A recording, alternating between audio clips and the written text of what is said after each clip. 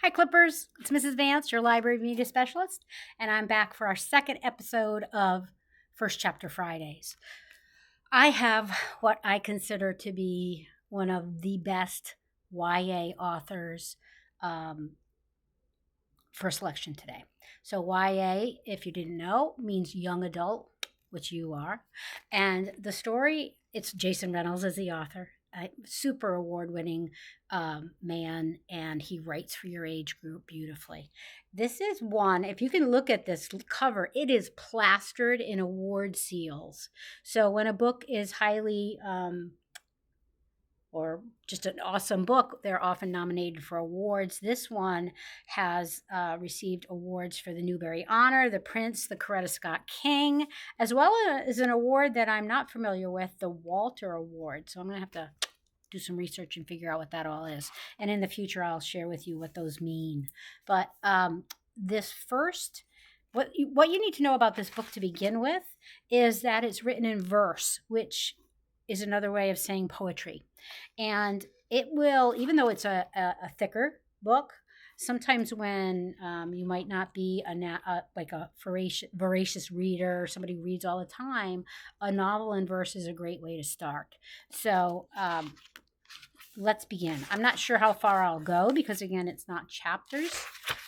And this one, the first one, I'll just give you a look at that, the way the text lays out on that page. It's going to go very quickly. Don't nobody believe nothing these days, which is why I haven't told nobody the story I'm about to tell you. And truth is, you probably ain't gonna believe it either. Gonna think I'm lying or I'm losing it, but I'm telling you, the story is true. It happened to me. Really, it did. It so did. My name is William Holloman. But to my friends and people who know me just Will. So call me Will, because after I tell you what I'm about to tell you, you'll either want to be my friend or not want to be my friend at all. Either way, you'll know me. I'm only William.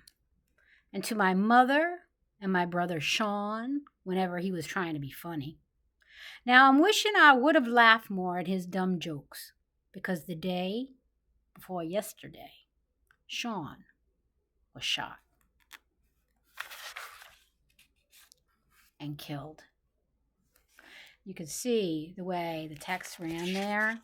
If you notice the previous page, okay, Sean was shot as it appears here, and killed are the only two words on that page.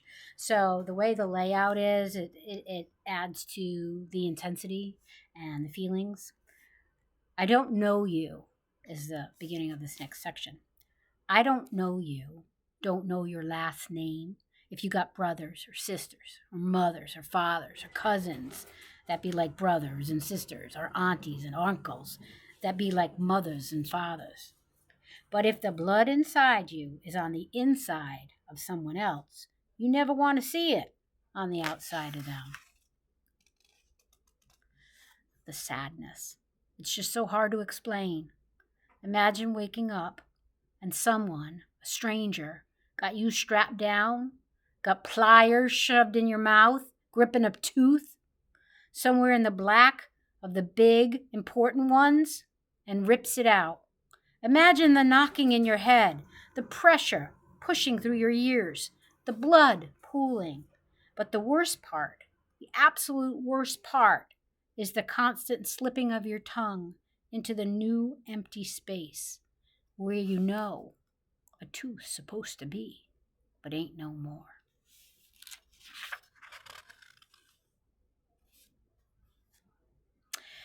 It's so hard to say Sean's dead. Sean's dead. Sean's dead. So strange to say, so sad, but I guess not surprising, which I guess is even stranger and even sadder. You can see there's some intensity here. I'm not going to read anymore. The next section starts with the title, I guess you would say, of The Day Before Yesterday. So it'll give you some background. So this book is going to change in time and place and go back and forth. And I hope that this is something that might appeal to some of you. Again, the way you're going to request it right now, I think works best is sending me a chat through Teams. Again, I'm Mrs. Vance.